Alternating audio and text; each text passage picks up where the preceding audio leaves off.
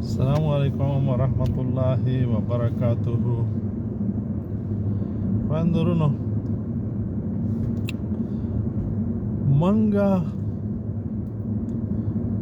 د ژوند په معنا، په مقصد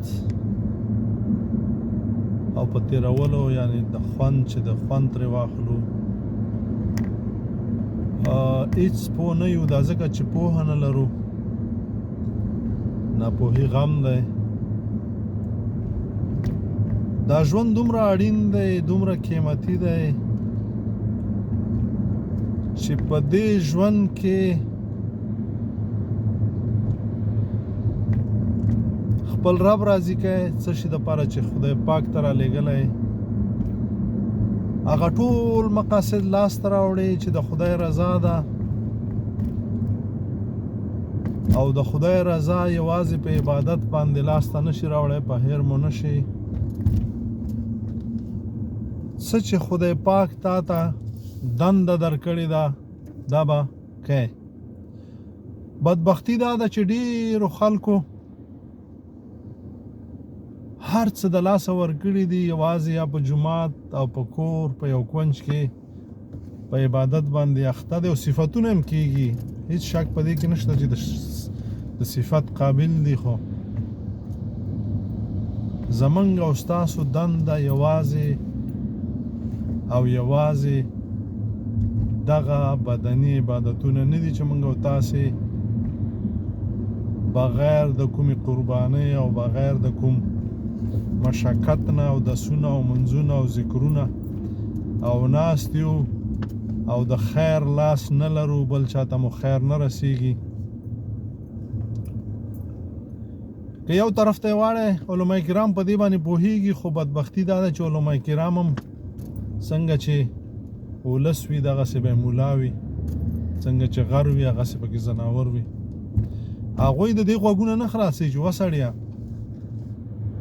په تا باندې 5 وخته مونځ، روژه، زکات، حج، نوافل په هغه وخت کې چې ته ورته وخت لرې، ذکر په هغه وخت کې چې ته ورته وخت لرې، نور په تا باندې دغه ټوله نړۍ او دا ټول مخلوق ستا په سر دی.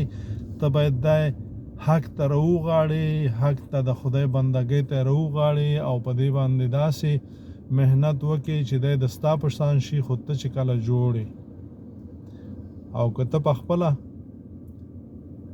د ژوي نه بدترې ته به چاته څه نصیحت وکړې، او یې که راغواړې یوازې مونځ او روژې او نفلونو ته یې راغواړې، زمونږ او ستاسو هر هغه قدم کله چې مونږ او تاسې 5 وخته مونځ، روژه، زکات، حج، ذکرونه، تلاوتونه، جهاد دا کوو، نو مونږ او تاسې به د خدای په لاره جوړ یو. نو چې کله د خدای په لاره جوړ یو، هر یو خدمت زمونږ او ستاسو عبادت دی. متوجه اوسئ، داسې نه چې د پاکستان غوندې چې په روپۍ لیکلي چې حلال رزق ګټل عین عبادت ہے.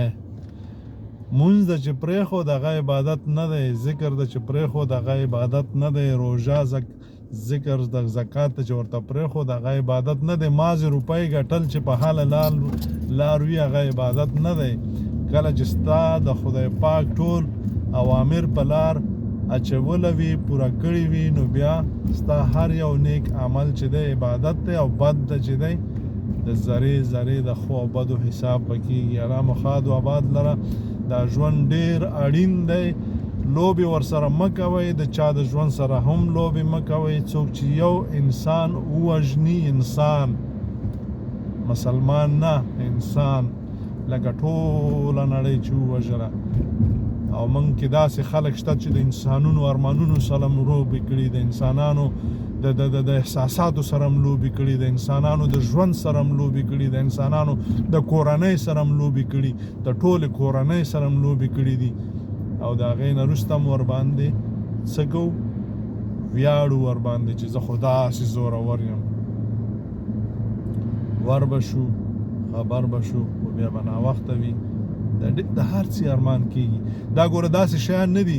د خدای پاک د حقوقو منځونه د قضا کړي، زکات ته نه ورکړی، ذکر د کم کړی، تلاوت ته کم کړی.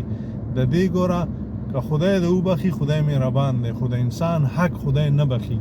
بهیر مو نشي غوږونه مو خلاص کړئ ویې اورئ د انسان حق به داسې نه چې الله ما وبخښي او پلانکي سره ورځې به ورته چې دا حق مې ستا خوړلی دا غیبت مې ستا کړی دی دا سپکاوی مې ستا کړی دی دا مال مې ستا خوړلی دی دا مال واخله او نوره بخښنه غواړم دا نه چې ما وبخښه نورم کار خپل دی السلام علیکم ورحمت الله